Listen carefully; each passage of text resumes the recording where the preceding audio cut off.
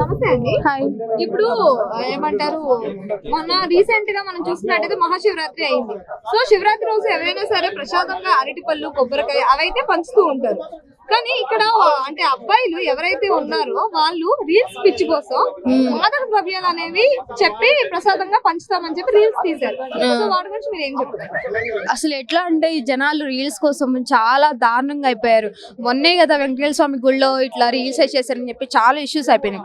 అలాంటిది ఇప్పుడు శివాలయం దగ్గర అలా చేస్తున్నారని మనం గుడికి వెళ్తున్నామంటే అక్కడ ఒక నార్మల్ గా గుడికి వచ్చామని చెప్పి ఏదో నార్మల్ గా వీడియో తీసుకోవాలి చెప్పి ప్రసాదాలు ఇట్లా పంచుతామని చెప్పి ఇది ఎగతాళిగా చేసిన విధంగా అనిపిస్తుంది.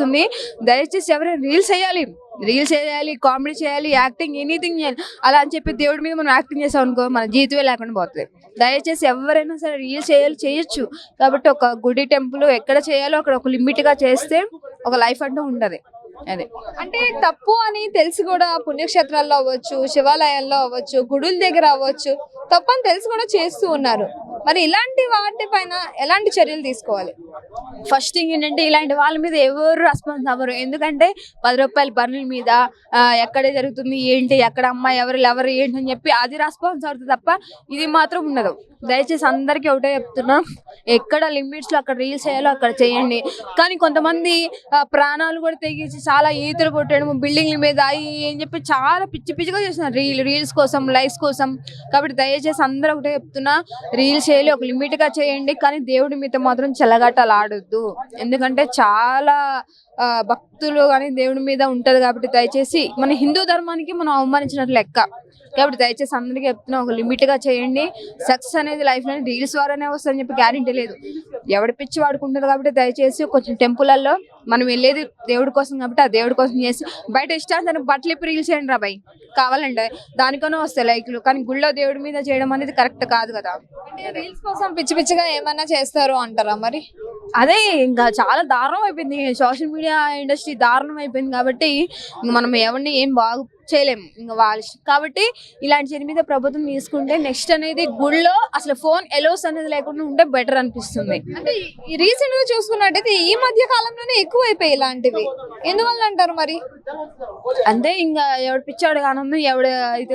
ఎందుకంటే దయచేసి ప్రభుత్వానికి ఎవరికైనా సరే ఆ గుళ్ళో ఎవరైతే ఉంటారో ఫోన్లు ఎలో చేయకుండా ఉంటే ఇలాంటి దారుణాలు దేవుడి మీద కించపరిచే వ్యవహారాలు జరుగు. కాబట్టి దయచేసి ప్రభుత్వానికి ఇది తెలియజేసి నెక్స్ట్ ఇలాంటివి దేవుడి మీద జరగకుండా ఉంటే యూత్ కానీ బయట వాళ్ళకి కానీ హిందూ ధర్మాన్ని కానీ కాపాడిన విధంగా ఉంటది. అంటే ఇప్పుడు నార్మల్ గా మనం చూసుకున్నట్టయితే ఇప్పుడు మెట్రోల దగ్గర అవ్వచ్చు, లేదంటే ఇప్పుడు రోడ్ల మీద అవ్వచ్చు, హోటల్ దగ్గర అవ్వచ్చు, ఎక్కడ పడితే అక్కడ రీల్స్ చేస్తూ ఉన్నారు. సో దానిపై మీరు ఏం మాట్లాడతారు? అదే నేను చేసే వాళ్ళని తప్పనను, అది ఒక ప్లేస్ ని ఎంచుకొని చేస్తే బెటర్ అంటున్నాను. రీల్స్ చేయడం తప్పేం కాదు, రీల్స్ చేయొచ్చు, యాక్టింగ్ ఎనీథింగ్ చేయొచ్చు. కానీ ఆ ప్లేస్ ని బట్టి చేస్తే మీకు గౌరవం మాకు గౌరవం అంతే. ఇప్పుడు నార్మల్ గా శివరాత్రి రోజు కొబ్బరికాయలు, అరటిపళ్ళు అవన్నీ ప్రసాదంగా పెట్టడం కామన్. సో ఇప్పుడు రీసెంట్ గా చూసుకున్నట్టయితే శివరాత్రి రోజు 2 అబ్బాయిలు మాదక ద్రవ్యాన్ని ప్రసాదంగా పెట్టారు. సో దాని గురించి మీరు ఏం మాట్లాడతారు? అంటే అబ్బాయి ఏదైతే వీడియో తీసి పెట్టిన అంటున్నారు అంటే సోషల్ మీడియాలో ఆయనకు ఫాలోవర్స్ రానికేనా, లేదంటే డబ్బులు సంపాదించుకోవడానికేనా, లేదంటే నేను తెలియాలని, అంటే తెలియని పిల్లలు కొంతమంది ఇటువంటివి ఏవేవో అంటే ఆకులు కావచ్చు ఏవో తెచ్చి చూపెట్టినంత మాత్రాన అది నిజంగా ఇటువంటిదే అని అనుకోవడం అపార్థం. మనం అటువంటివి పెట్టరు దేవునికి. అయినా అట్లా అనౌన్స్ చేయరు, అంత పబ్లిక్గా అట్లా రానియరు గిట ఎవరిని. కాకపోతే ఏంటంటే ఆ పిల్లోడు ఏదో వైరల్ అవ్వడానికి దేని గురించో చేసినట్లు, అంటే ఈ సోషల్ మీడియా అంటే కొంచెం వైరల్ కావాలి మనం తెలియాలనే గురించి అది ఇటువంటివి చేస్తున్నా. అంటే భయం లేదు కదా, అంటే నాన్న అమ్మ భయం లేకుండా, దేవుడి భక్తి భయం లేకుండా ఇటువంటివి చేస్తున్నా. అందు గురించే అమ్మ నాన్న గారు ఎవరైతే పిల్లలు ఉన్నారో జాగ్రత్తగా వీళ్ళకు భయం నేర్పియాలి. వీళ్ళకి భయం నేర్పియకుండా ఇష్టార్సంగా వదిలేస్తే ఇట్లనే ఇటువంటివి చేస్తారు సోషల్ మీడియాలో. అందు గురించే భయం పెట్టాలి, అమ్మ నాన్న భయం అనేది ఉండాలి, లేకుండా ఇట్లాంటి ప్రవర్తనలు చేస్తున్నారు. అంటే రీల్స్ అనేది ఇప్పుడు పిచ్చిలాగా మారిపోయింది. అది ఫోన్ ఇవ్వద్దమ్మా. ఫస్ట్ ఏంటంటే అమ్మ నాన్న గారు ఫోన్ ఇవ్వద్దు పిల్లలకి. అసలు ఒక 30 ఏళ్ళు అంటే సరే వచ్చినాయి, అప్పుడు ఫోన్ వాడితే ఒక లెక్క ఉంటుంది. ఇప్పుడిప్పుడే పుట్టిన పిల్లోడికే 10 సంవత్సరాలకి అప్పుడే ఫోన్లు ఇప్పించి కొత్త ఫోన్లు ఇప్పించి ఆ రీల్స్ చేసుకుంటా, ఆ రీల్స్ చూసుకుంటా అన్ని ఈ అడ్డమైన అన్ని పనులు చేస్తున్నారు. అందు గురించే అమ్మ నాన్న గారు భయం ఉండాలి, భక్తి భయం గిట్ట ఉండాలి వీళ్ళకు. లేకుండా సోషల్ మీడియాలో నేను గిట్ట ఫేమస్ అవ్వడానికి ఇటువంటి రీల్స్ చేసుకుంటా, కొంతమంది డబ్బులు సంపాదించుకోవడానికి గిట్ట ఇటువంటివి చేస్తున్నారు. అంటే ఇవన్నీ కాదు, సో ప్రాణ హాని కలిగే అంటే స్టంట్లు, అంటే రైల్వే ట్రాక్ పక్కన రైలు వెళ్ళేటప్పుడు ఇట్లాంటివి కూడా మనం చాలా ఇటువంటివి అంటే ఎందుకు గురించి చేస్తున్నా అంటే డబ్బులు సంపాదించుకోవడానికి. డబ్బుల గురించి వెళ్ళిపోయి వాళ్ళ ప్రాణాలు గిట్ట కోల్పోయిన చాలా మంది ఉన్నారు. వాళ్ళ ప్రాణాలే కాదు, పక్కన ఉన్న ప్రాణాలను కూడా రిస్క్ లో చేస్తున్నారు. పోలీసు వాళ్ళకి ఇబ్బంది కలిగిస్తున్నారు. ఇటు పోలీసు వాళ్ళకి గిట్ట యాక్షన్ తీసుకొని చెప్పాలి. ఫోన్లు ఎంతవరకు వాడాలనో అంతవరకే వాడాలి. అంటే ఒక లిమిట్ ఉంటుంది. 25 సంవత్సరాలు దాటితేనే వీడికి ఫోన్ ఇవ్వాలి అనేది లిమిట్ ఉండాలి.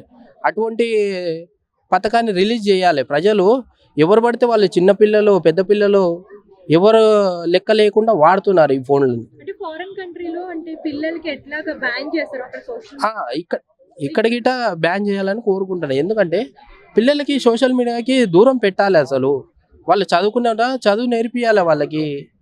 అటువంటివి లేకుండా ఫోన్ ఇచ్చి రీల్స్ చూసుకుంటా వాడు రీల్స్ చేసి ఈ అడ్డమైనవన్నీ చేసి తప్పు కదా. అమ్మ నాన్న జాగ్రత్తగా వాళ్ళకి బుద్ధి చెప్పాలి దగ్గరుండి. అంటే ప్రెసెంట్ జనరేషన్ ఇలా మారిందంటే అది ఫోన్ల వల్ల, సోషల్ మీడియా వల్ల. సోషల్ మీడియా ఫోన్ల వల్ల ఎస్పెషల్గా ఏంటంటే అమ్మ నాన్న వాళ్ళు ఫోన్ ఇవ్వద్దు వీడికి. చిన్నపిల్లలకి ఫోనే ఇవ్వద్దు అసలు. వాడు ఏం తెలియకుండా ఈరోజు చేసిన అది నిజమా అబద్ధమా మనకు తెలియదు, మనం చూడలేదు. కాకపోతే వాడు ఫేమస్ అవ్వగాని గురించి ఏదేదో చేసేస్తుండు.